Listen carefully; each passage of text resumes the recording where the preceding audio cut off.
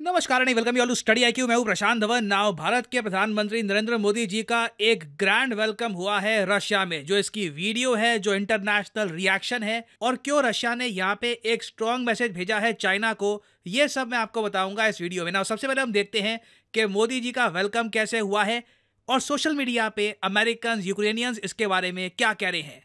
Now इधर आप देख पाओगे ये मोदी जी का वेलकम हो रहा है रशिया में। भव्य वेलकम हुआ है और याद रखिएगा रशिया के जो फर्स्ट डेप्यूटी प्राइम मिनिस्टर हैं दिनेश मनुतरोव, ये इनको रिसीव करने के लिए आए। यहाँ पे आप देख पाओगे सीधा डायरेक्ट रेड कारपेट से वेलकम, सीडीओ में भी। उसके बाद आगे रशियन सोल्जर्स इनका वेलकम कर रहे हैं और ये रहे रशिया के फर्स्ट डेप्यूटी प्राइम मिनिस्टर। इनके बारे में मैं आपको और जानकारी दूंगा बहुत ही जल्द। नाउ इधर आप देख पाओगे, अगर मैं थोड़ा सा फास्ट फॉरवर्ड करूं, ये यहाँ पे आप देख पाएंगे ये बाजा बज रहा है पीछे और इस तरीके से रशियन मिलिट्री भी वेलकम कर रही है पीएम मोदी का। नाउ ये जो वीडियोस हैं ऑब्वियसली अमेरिकन यूक्रेनियंस के पास भी गई और उन लोगों ने मोदी जी की जो पोस्ट थी उसके अंडर काफ़ी अभद्र कमेंट करनी स्टार्ट कर दी। नाउ यहाँ पे आप देख पाओगे ये है मोदी जी की ट्वीट। मैं अगर नीचे स्क्रॉल करूंगा मुझे दिखेंगे सिर्फ यूक्रेनियंस और रशियंस। यहाँ पे आप देख पाओगे एक व्यक्ति कह रहा है चिल्ड्रंस हॉस्पिटल, क्या आप उस बारबरिज्म को सपोर्ट करते हैं? और ये यहाँ पे टिम सेनेट कह रहे हैं अच्छी बात है आपका रशिया में वेलकम हो रहा है, मगर ये भी देखिए कि आपके रशियन फ्रेंड्स ने आज क्या किया है। ये एक चिल्ड्रंस हॉस्पिटल है और अब देखो अनफॉर्चुनेटली ना आज क्या हुआ, रशिया ने मिसाइल्स बरसाए पूरे कीव में। जो उसकी वीडियो सामने आई है डरा देने वाली है। हैवी बॉम्बिंग करी है रशिया ने। अब कुछ मिसाइल्स बताया जा रहा है कि यूक्रेन की राजधानी कीव, वहां पे एक चिल्ड्रंस हॉस्पिटल था, उसके पास गिर गए। उसकी वजह से पावर, ऑक्सीजन सप्लाईज ये लॉस्ट हो गई और जल्दी से लोगों को हॉस्पिटल से निकालना पड़ा। नाउ इंटरनेशनल मीडिया इसको कह रहा है एक वॉर क्राइम।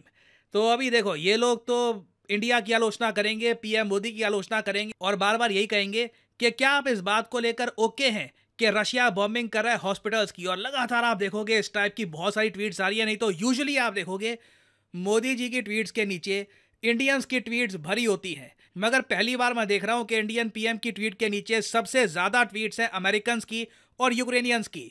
नाउ एक बार को आप ये भी कह सकते हैं कि ये प्लान्ड भी हो सकता है, क्योंकि रशिया की तरफ से, रशिया की गवर्नमेंट से जब पूछा गया कि देखो मोदी जी अभी पहुंचे भी नहीं है रशिया, ये तब की बात है आज से 12-13 घंटे पहले की, कि जब मोदी जी रशिया पहुंचे भी नहीं थे, तो उससे पहले ही वेस्टर्न मीडिया ने आलोचना स्टार्ट कर दी थी इंडिया की, रशिया की, कि इंडिया वर्ल्ड्स लार्जेस्ट डेमोक्रेसी होकर रशिया को कैसे विजिट कर सकता है ऐसे टाइम में, ये ठीक नहीं है वगैरह। तो क्रेमलिन जगह है जहां से रशिया की सरकार चलती है, वहां से स्टेटमेंट आई कि वेस्ट जेलस है, वो जेलस है देखकर कि इंडिया रशिया के रिलेशन सुधर रहे हैं। दोनों का ट्रेड 65 बिलियन डॉलर्स तक पहुंच चुका है। हालांकि मुझको बोलना पड़ेगा ट्रेड एक तरफा है। 61 बिलियन डॉलर्स तो हम पे कर रहे हैं रशिया को ऑयल के लिए, कोल के लिए, वेरियस और चीज़ों के लिए जो हम एक्सपोर्ट कर रहे हैं टू रशिया। ये मुश्किल से 4 से लेकर 5 बिलियन डॉलर का है, बट स्टिल दोनों कंट्रीज का ट्रेड 65 बिलियन डॉलर्स पहुंच चुका है। और आप कह सकते हैं जो एक उम्मीद की जा रही थी कि रशिया इंडिया के रिलेशंस अब बिल्कुल आप कह लीजिए कोलैप्स करने स्टार्ट हो जाएंगे, ऐसा हुआ नहीं है। और अगर आप पूछ रहे हैं वेट ये उम्मीद कैसे आई थी, ये किसी ने सोचा कैसे था कि इंडिया रशिया के रिलेशंस अब धीरे धीरे कोलैप्स करेंगे? वेल आपको मैं दिखाता हूं पीएम मोदी की जो फॉरेन विजिट्स हैं और मोदी जी से पहले जो देश के पीएम थे मनमोहन सिंह जी, उनकी फॉरेन विजिट दिखाता हूं। आप एक बात नोट करना ना, मोदी जी ने अपनी पहली 2 टर्म में, जब 10 साल तक ये पीएम रहे, अभी तीसरी टर्म की हम बात नहीं कर रहे, जो पहले ही 2 टर्म है उसमें मोदी जी 8 बार यूएसए गए, सिर्फ 5 बार गए रशिया में। कंपैरिजन के लिए मैं आपको बताऊं तो मनमोहन सिंह जी ये 9 बार यूएस गए थे, 9 बार रशिया गए थे। मोदी जी से पहले आप कह लीजिए इंडियन प्राइम मिनिस्टर्स अगर यूएस जाते थे तो उतनी ही बार रशिया जाते थे, कई केसेस में तो बहुत ज्यादा बार रशिया जाते थे, यूएस की विजिट इतनी होती नहीं थी। मोदी जी आप कह सकते हैं पहले प्रधानमंत्री हैं लंबे समय में जो यूएस बहुत ज्यादा बार गए हैं कंपेयर टू रशिया। एक्चुअली आप अगर देखो तो मोदी जी जापान, फ्रांस, इन कंट्रीज में भी ज्यादा बार गए हैं कंपेयर टू रशिया। और अभी जो मोदी जी रशिया गए हैं ये है इनकी 6th विजिट टू रशिया। और एक बात नोट करना, मोदी जी का शपथ ग्रहण समारोह हुआ, उसके बाद जो पहली बायलैटरल विजिट है, नहीं तो यूजुअली आप देखोगे जब भी कोई इंडिया के पीएम बनते हैं पहली विजिट ना इंडिया के आसपास के जो कंट्री है वहां पे होती है। मोदी जी की जो पहली जो 2 टर्म्स थी उसमें जैसे ही इनका शपथ ग्रहण समारोह हुआ तो पहली विजिट आप देखोगे इंडिया के आसपास के कंट्रीज में थी। पहली बार हम देख रहे हैं कि पीएम मोदी की जो पहली विजिट है, पहली important foreign bilateral visit, 1-to-1 visit, ये है रशिया में। इससे देखिए एक बहुत ज़्यादा स्ट्रॉन्ग मैसेज सेंड किया जा रहा है। और सिंस पीएम मोदी ने खुद एक बड़ा स्टेप यहाँ पर लिया, लंबे समय के बाद 2019 के बाद पहली बार गए रशिया में, रशियंस ने भी जो वेलकम दिया पीएम मोदी को, ये एक्स्ट्रा स्पेशल है। एक बात नोट करना यहाँ पर, पीएम मोदी को रिसीव करने के लिए ये जो जनाब यहाँ पर हैं, ये कौन है? ये हैं रशिया के first deputy prime minister Denis Manturov. इनको काफी बार व्लादिमीर पुतिन के बाद second most powerful Russian politician कहा जाता है। नाउ इस वेलकम को आप अगर कंपेयर करोगे शी जिनपिंग के वेलकम से, शी जिनपिंग भी 2023 में, पिछले ही साल मार्च महीने में ये गए थे रशिया। और आप एक बात नोट करना, ग्लोबल टाइम्स की ट्वीट में क्या लिखा है, शी जिनपिंग को रिसीव करने के लिए आए थे deputy prime minister of Russia Dmitri. ये एक्चुअली जो फर्स्ट प्राइम मिनिस्टर हैं उनसे एक पायदान नीचे आते हैं। ये एक बहुत ही इंपॉर्टेंट डिप्लोमेटिक जेस्चर दिखाया रशिया ने। मैं ये नहीं कहूंगा कि शी जिनपिंग जब आए थे 2023 में उनकी बेइज्जती हुई थी, मगर मैं ये जरूर कहूंगा रशिया ने ज्यादा इज्जत दिखाई है पीएम मोदी को, एक ज्यादा बड़े लेवल का ऑफिशियल भेजकर इनको रिसीव करने के लिए। डिप्लोमेसी में देखिए छोटी छोटी चीजें मायने रखती है।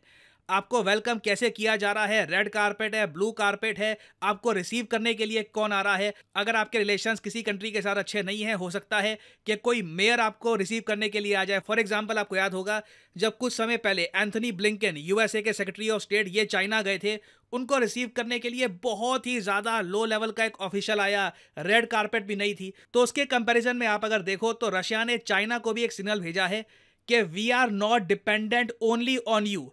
ये जो दुनिया में एक धारणा बन गई है कि बस रशिया बहुत ज़्यादा डिपेंडेंट हो चुका है चाइना पे, चाइना फ़ोन घुमाएगा तो रशिया आज के आज यूक्रेन वॉर ख़त्म कर देगा, ये हाल ही में कहा था फिनलैंड के प्राइम मिनिस्टर ने। ये सारी जो धारणाएं हैं इसको तोड़ने की कोशिश करी है रशिया ने, और मेरे हिसाब से बहुत इंपॉर्टेंट मैसेज भेजा है पूरी दुनिया को, उन अमेरिकन्स, उन यूक्रेनियंस को भी जो पीएम मोदी की पोस्ट के अंडर ये कमेंट्स कर रहे हैं खराब, और वेस्टर्न मीडिया को भी कि आप जो भी कहिए हम इंडिया को इंपॉर्टेंस देते हैं और हम इस लेवल का वेलकम देंगे प्राइम मिनिस्टर मोदी को। ना मोदी जी की जो रशिया विजिट है इससे रिलेटेड मैं बहुत सारी अपडेट्स आपके लिए लाता रहूँगा। और फाइनली आपसे एक क्वेश्चन भी पूछूंगा, हाल ही में दुनिया की ओल्डेस्ट पेंटिंग डिस्कवर की गई है, ओल्डेस्ट केव पेंटिंग। आपको बताना है किस देश में इसकी डिस्कवरी हुई है। इस पर बहुत आर्टिकल पब्लिश हुए हैं। The oldest picture story 51,000 years old. बताइए ये जो केव पेंटिंग है कहां पर मिली है? Option A France, option B Spain, option C Indonesia, या फिर option D Australia. Comment section में करिए उत्तर। जो लोग सही आंसर देंगे उनकी कमेंट को मैं हार दे दूंगा ताकि बाकी लोग समझ पाए कि सही उत्तर क्या है। यहाँ पर मैं ये भी ऐड कर दूं कि स्टडी IQ का जो न्यू सीजन है इसका बैच 2 स्टार्ट हो चुका है। 8 तारीख को थी पहली क्लास और ये बैच 10 तारीख के बाद एनरोलमेंट्स लेना बंद कर देगा, क्योंकि 10 तारीख से प्रॉपरली सिलेबस स्टार्ट हो जाएगा। तो आपके पास एक मौका है, अगर आप एक कॉलेज स्टूडेंट हैं, आपके पास टाइम है 1-2 साल का, आपके माइंड में एक टारगेट है कि 1-2 साल में एक प्रॉपर आपको अटेम्प्ट देना है यूपीएससी का, तो कमेंट सेक्शन में जाइए, यहाँ पे आपको मिलेगा ये लिंक, इस लिंक पर करिए क्लिक और आपके सामने खुल जाएगा ये पेज। अगर आप मोबाइल फोन पे हैं तो स्टडी IQ की जो ऐप है गूगल प्ले स्टोर पे, ये भी आप कर सकते हैं डाउनलोड, और यहाँ पे आप परचेज कर पाओगे स्टडी IQ का P2I फाउंडेशन कोर्स। याद रखिएगा इस कोर्स में होती हैं लाइव क्लासेस, और लाइव क्लासेस के होते हैं स्टडी IQ में बैचेस। जो अभी करंट बैच है इसमें एनरोलमेंट, इसमें एडमिशन 10 तारीख को बंद हो जाएगा। तो 10 तारीख तक का आपके पास टाइम है, एनरोल करिए। You can by this course, but obviously जो प्राइस यहाँ पर लिखा है नेवर पे दिस प्राइस। सिंपली यहाँ पर कोड यूज करिए PD10 और प्राइसेस गिरना स्टार्ट हो जाएंगे। You will get a good discount.